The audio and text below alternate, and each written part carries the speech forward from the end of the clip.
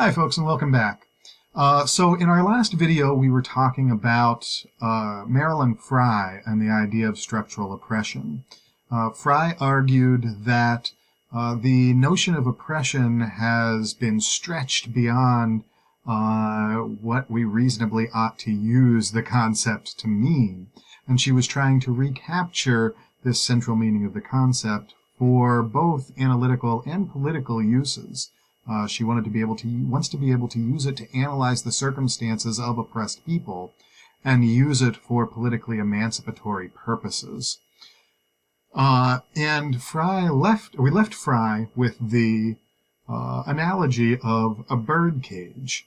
According to Frye, so let's return to the slide. According to Frye, we can think of oppression as a kind of bird cage. If you look very closely at just one wire in the cage, you cannot see the other wires.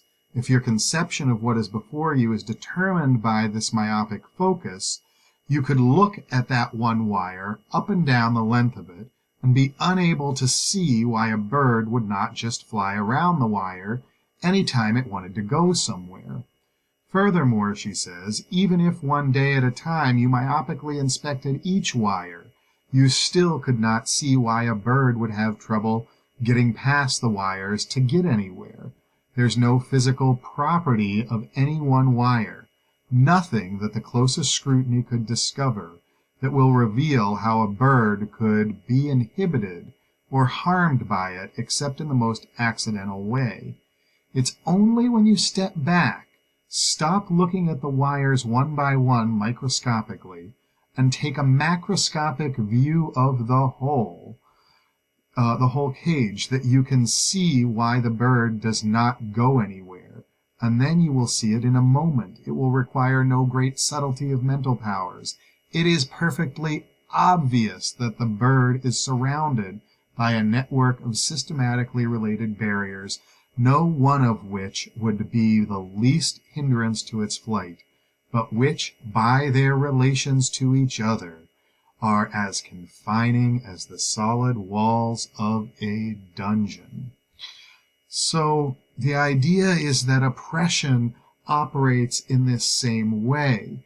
No individual instance, no individual act, no individual institution, no individual norm, no individual historic fact explains by itself why someone who is a member of an oppressed group finds their options so limited. But when viewed as a whole, all of these interlocking institutions, practices, norms, and historical facts function to constrain an individual's options in tremendous ways.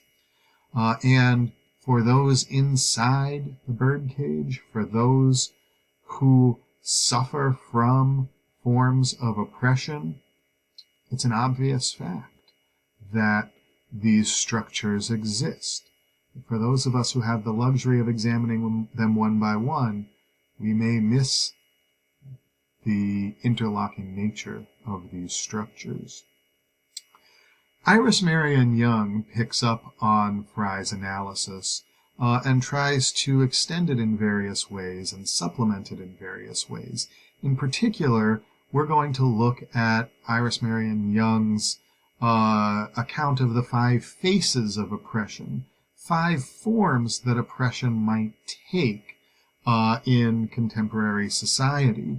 And Young's aim here is to give us an account of what it is that different kinds of oppression have in common. So we talk about the oppression of people of color, the oppression of black folks, the oppression of women, the oppression of Native Americans, the oppression faced by LGBTQIA folks. We talk about the oppression faced by immigrants. We talk about all these different forms of oppression, but there's not one single analysis that makes sense of all of them. They all manifest in slightly different ways. They all function by slightly different forces, or enforced by slightly different forces. So what ties them together? Well, Iris Marion Young wants to say that all of them have features that fall into these 5 categories, and that's what makes them systems of oppression. So these 5 faces help us to understand what makes something a system of oppression.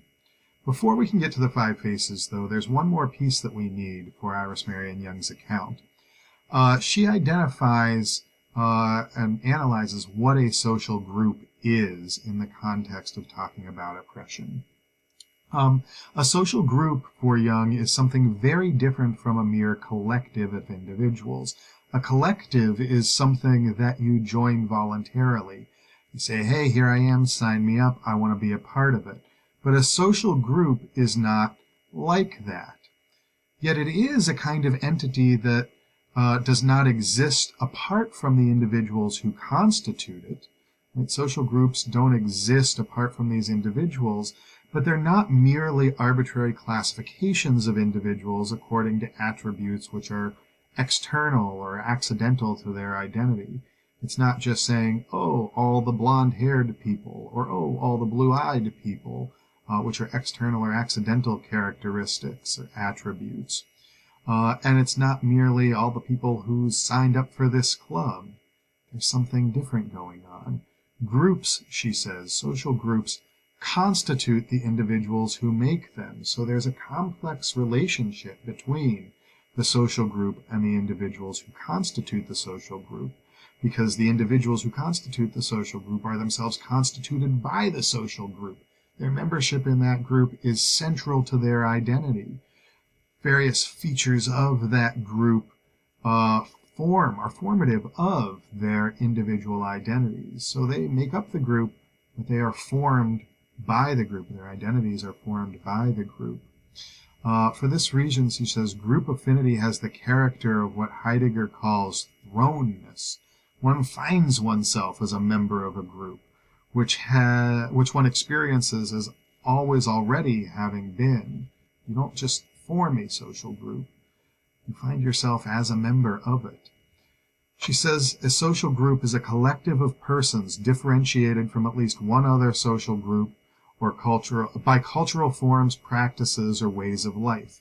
Members of a group have a specific affinity with one another because of their similar experience or way of life, which prompts them to associate with one another more than with those not identified with the group or in a different way with members of the group.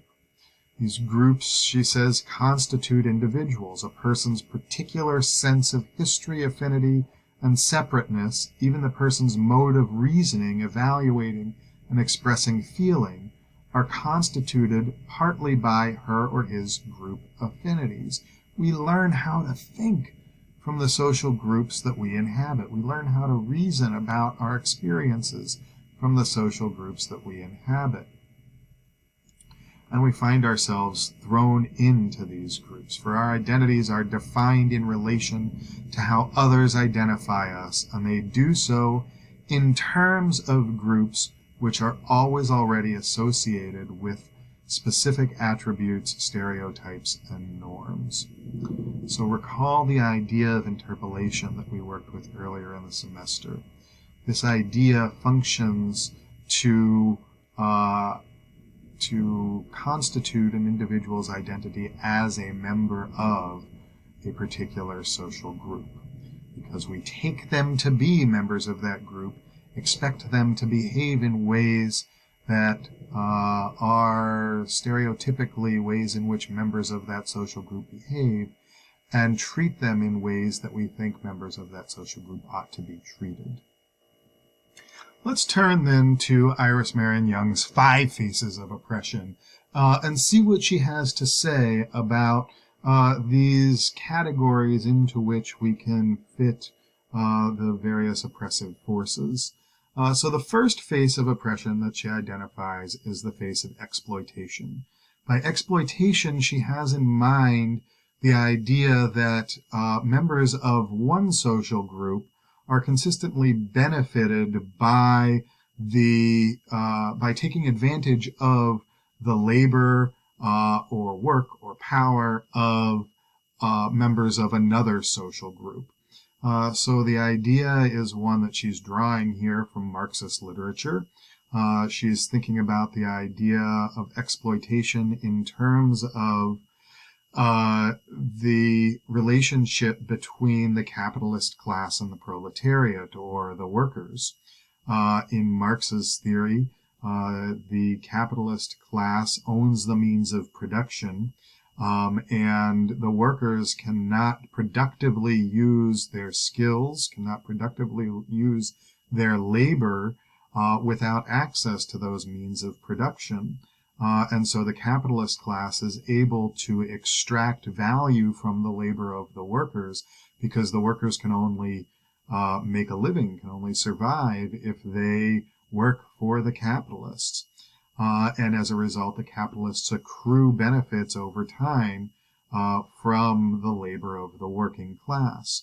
Another primary example of exploitation is the exploitation of women, who are often, historically and today, are often expected to do the lion's share of domestic labor. They're expected to cook, they're expected to clean, they're expected to care for the children. They're held responsible for this sort of labor within the home, even while they hold down jobs outside of the home. And men benefit from the leisure that's available to them, or from the additional time that they can devote to their careers as a result of not having to engage in this sort of labor within the home.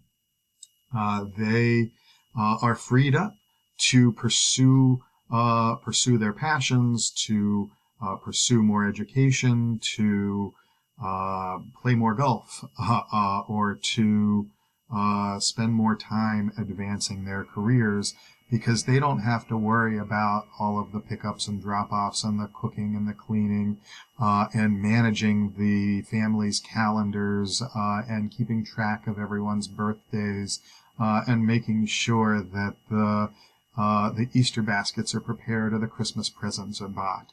These are things that they don't have to concern themselves with, given the norms, the gender norms that govern our society. This is a kind of exploitation.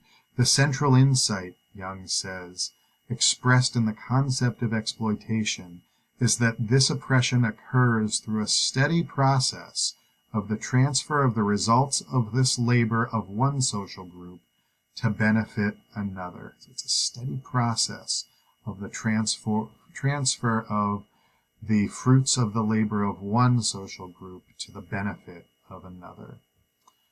So the first phase of oppression is exploitation. The second phase of oppression that Young identifies is marginalization. Marginals, she says, are people the system of labor cannot or will not use. They are those who are relegated to the margins of society. We don't need them, or the system of labor, the economy does not need them, and so pays no attention to them, cannot use them in any particularly fruitful way. So we might think here of people with disabilities.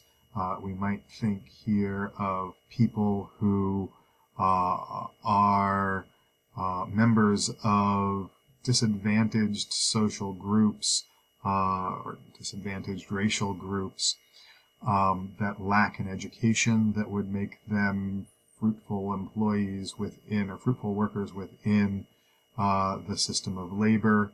We might think of the elderly, or of folks who have been pushed out of their jobs because they're no longer fruitful contributors, or considered fruitful contributors to the system of labor. These are the marginals.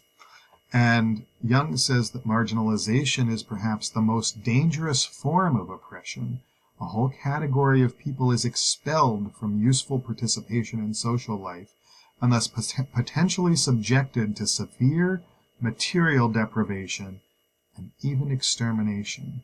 If you are deemed no longer necessary or no longer useful to the system of production, then you find yourself in circumstances of severe material deprivation, because the only means for securing your material needs is by engaging within this system of labor or this system of production. If you don't have access to it, then you don't have any way of securing your material needs. But sometimes the system takes care of you, right? You might become a dependent within the system, so you're marginalized, but your material needs are cared for. But this also is a mode of oppression, a kind of oppression, because you are psychologically still marginalized from the broader social system, and you have no control over when your needs are met or when they won't be met. And you often find yourself, as a result of being dependent upon the system, treated as a kind of second-class citizen. You may not have as great an access to the means of political action as you would if you were an active member of the system. So marginalization is the second of the 5 faces of oppression. The third face of oppression that Jung identifies is powerlessness. Powerless status is, perhaps, she says, best described negatively.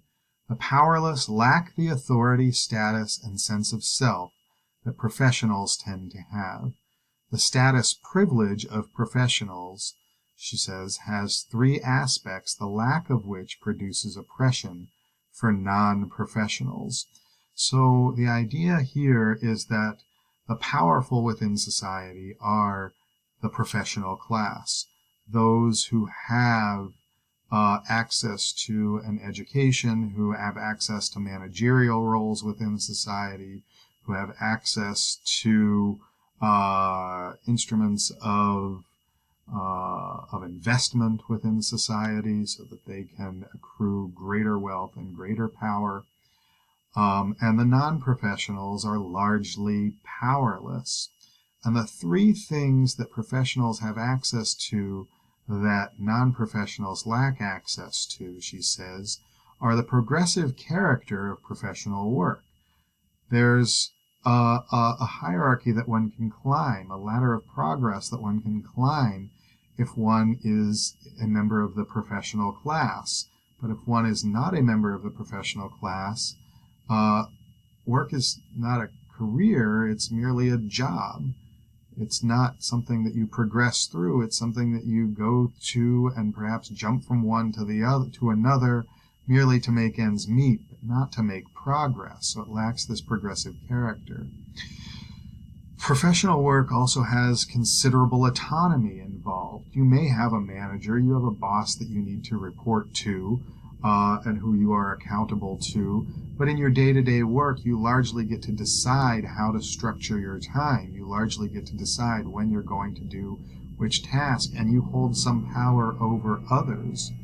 Whereas if you are a non-professional worker, you lack this autonomy entirely. You're told when to do your job, and you're told what to do, and how to do your job. The third thing that professionals have that non-professionals lack is a kind of respectability. The markers of the professional class are markers of respectability.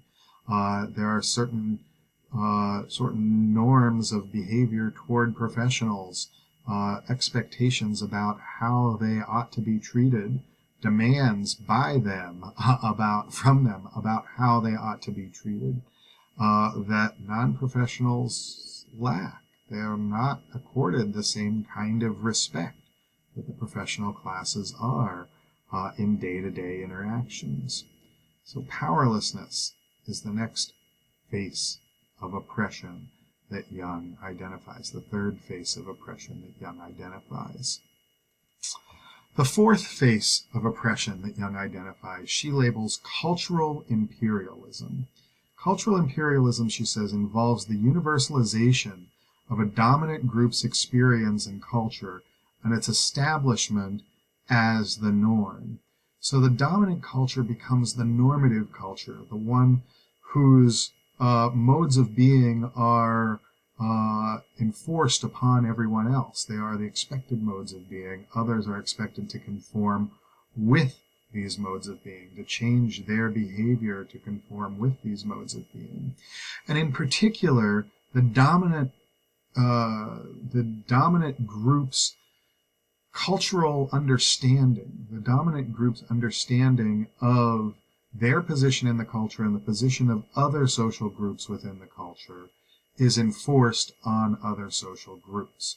So the only mode available for understanding one's position and expressing one's understanding of one's position within a society is this dominant mode of expression, this dominant mode of understanding. So take, for example, the position of the position of the white majority in the United States. The cultural understanding of the white majority as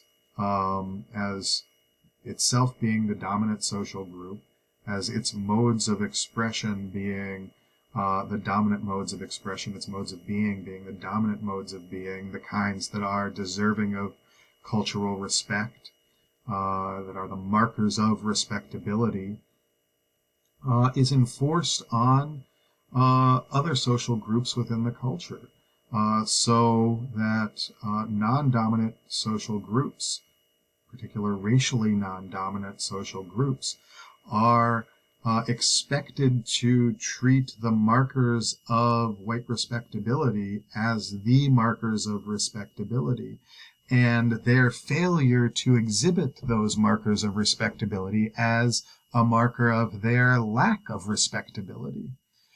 So take access to professional modes of dress. Those are markers of respectability that are labeled or marked as white within our society and as respectable within our society. And people who are dressed professionally are treated in respectable ways, and expect to be treated in respectable ways. And people who are parts of or members of non-dominant social groups who lack access to professional employment and lack access to professional modes of dress treat themselves as lacking this kind of respectability. W.E.B. Du Bois called this double consciousness. This creates, according to Jung, for the culturally expressed, an experience of double consciousness, this sense of always looking at oneself through the eyes of others, of measuring one's soul by the tape of a world that looks on in amused contempt and pity. So one experiences one's individuality, experiences one's own, the culture of one's own social group, in a two-faced kind of way, both through one's own lens, through one's own consciousness, but also through the dominant lens, the dominant cultural consciousness. And these often come into conflict. They're in tension with one another. One doesn't experience one's own culture as not respectable, as suboptimal, as marginal, but at the same time one does when one views it through the dominant cultural lens. This is cultural empiricism, the fourth face of oppression for Iris Marion Young. The fifth face of oppression that Jung identifies is violence. Members of some groups, of non-dominant cultural groups, live with the knowledge that they must fear random, unprovoked attacks on their persons or property which have no motive but to damage, humiliate, and destroy the person. Domestic abuse, rape, other forms of assault, police violence, mass incarceration, random, unprovoked attacks on their persons or property. This constitutes the fifth face of oppression. When we view all five faces together, when we take all five faces as a sort of analytic lens, Jung thinks that we can approach different instances of oppression. We can approach different systems of oppression and understand what they have in common, because what they have in common are these five faces.